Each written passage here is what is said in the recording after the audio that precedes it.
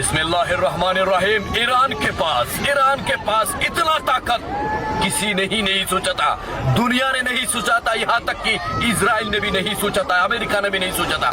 आपके स्क्रीन पर देखिए Indian time 7 o'clock, Indian time 7 o'clock की टाइम मॉर्निंग अपडेट दे रहा हूँ, सीधा मिडिल ईस्ट की अपडेट।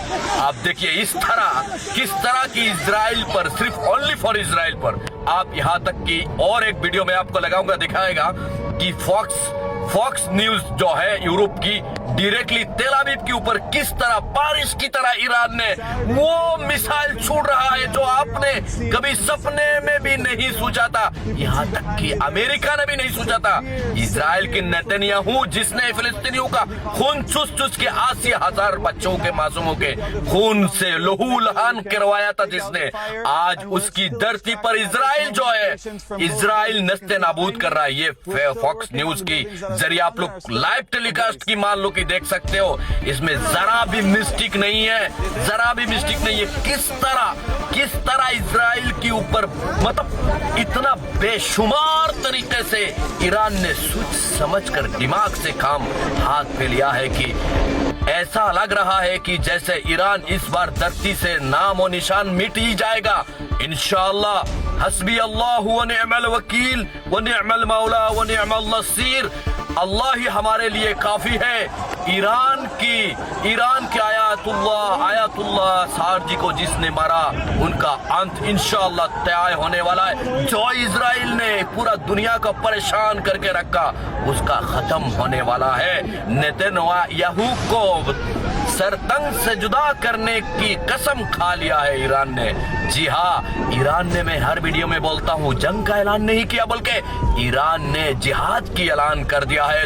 ईरान के अंदर हर मस्जिद के में वो लाल झंडा लगा दिया गया है। आपकी स्क्रीन पर देखिए, ये वो वीडियो मैं दिखा रहा हूँ जो आप कभी सपने में भी नहीं सोच सकते थे। मैं बोला था ना कि याद रखो और 2-3 दिन वेट कर लो। मैं हर वीडियो में बोलता था, 1 तारीख से बोल रहा हूँ, आज 3 तारीख हो गया। 3 तारीख मॉर्निंग इंडियन टाइम 7 से 7:30 तक हो रहा है ये फाइनल। आप स्क्रीन पर देखिए किस तरह इजराइल के अंदर ये, मतलब नस्ते नाबूद करने की कसम खा लिया है। इजराइल की जितने भी सिपाही है, ये उनके पास वो ईमान की ताकत है, वो जज्बात है, हजरत अली का, हजरत उमर का, हजरत बिलाल का वो जनून, वो ईमानी जज्बात है। हजरत हुसैन रजी अल्लाह तआला अन्हु, हजरत इमाम हुसैन की ताकत है। वो ताकत लगाकर इन्होंने लड़ रहा है कि इस बार धरती से इजराइल की नामो निशान खत्म हो जानी चाहिए। आप लोग सिर्फ और सिर्फ इतना पढ़ना है, हस्बी अल्लाह व निअमल वकील व निअमल मौला व निअमल नसीर। ये हमेशा पढ़िए और ईरान के लिए दुआ करिए कि अल्लाह रब्बुल आलमीन ईरान के साथ दे, सिर्फ और सिर्फ ईरान के साथ दे, और किसी का साथ देने की जरूरत नहीं है। ये जो मिडिल ईस्ट, किसी का साथ देने की जरूरत नहीं है। यजीद का साथ देने वाले को ईरान को नहीं चाहिए, सीधी बात है। ईरान इस बार धरती से इजराइल को खत्म करने की कसम नहीं, शपथ ले लिया है। इंशाअल्लाह वीडियो को अंत तक देखिए और वीडियो को जरूर शेयर करके दुनिया तक फैलाइए कि जो लोग हमारे ईरान के लिए जो उल्टा सीधा बोल रहे हैं, जो मासूमों का जान लेने वाला इजराइल है, उसके अगेंस्ट जो ईरान हमेशा से खड़ा रहा था। अरे भाई स्टीम फाइल के जो खून चूसने वाले मासूमों का जो नेतन्याहू और डोनाल्ड ट्रंप है, उनके लिए कौन खड़ा हो सकता है? नहीं, खड़ा तो उनके लिए होना है, जो ईरान के लिए खड़ा होना है। ईरान वो मुल्क है जो हमारा हिंदुस्तान की पहले से ही, बरसों से ही वफादार रहा है, साथ दोस्ती रहा है।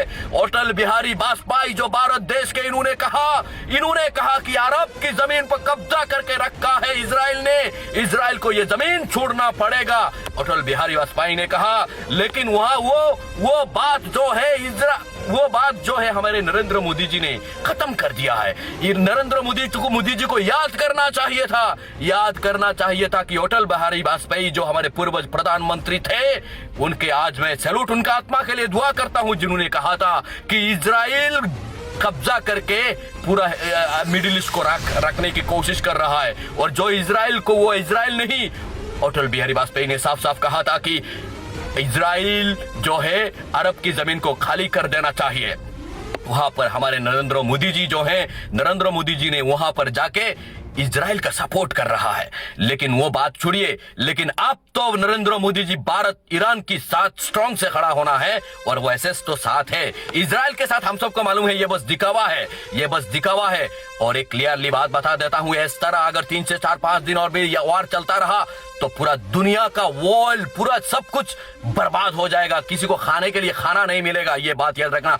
क्योंकि ईरान की गुजरती हुई जितने भी बड़ा बड़ा जहाज है वो सब बंद कर चुका है ईरान ने बंद कर चुका है। ईरान की तरफ से गुजरती हुई, यमन की तरफ से जितने भी हमारे पास इंडिया में खाना आता, जो भी जहाज के जरिए आते, वो सब रास्ता वगैरह बंद कर चुका है। यहाँ तक कि अपडेट ये भी सुन लीजिए कि श्रीलंका के अंदर के अंदर बहुत मुश्किल हो गया है खाने के लिए, आप देखिए।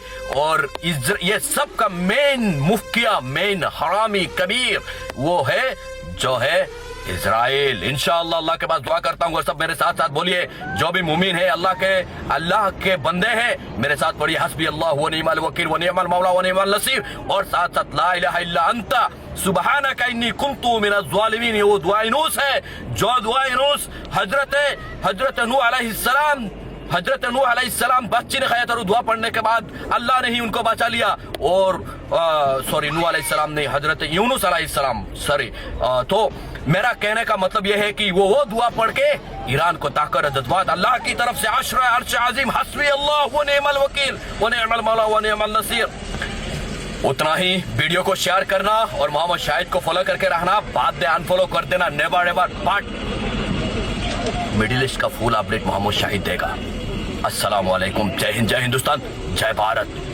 ईरान के लिए दुआ करना फर्ज हो चुका है, और दुआ कब करना है? जब इफ्तार लेके सामने बैठे हो तो भी इफ्तार से पहले ये दुआ करना बहुत जरूरी है, और तहज्जुद के बाद और दूर रकात पढ़ के ईरान के लिए दुआ करना आप लोगों के लिए जरूरी है। क्योंकि ईरान एक ही मुल्क है जो जहां मुस्लिमों का ऊपर अन्याय होता है वहां उसने आवाज उठाता है। अल्लाहू अकबर। अस्सलाम वालेकुम। वीडियो को दबा के शेयर करना।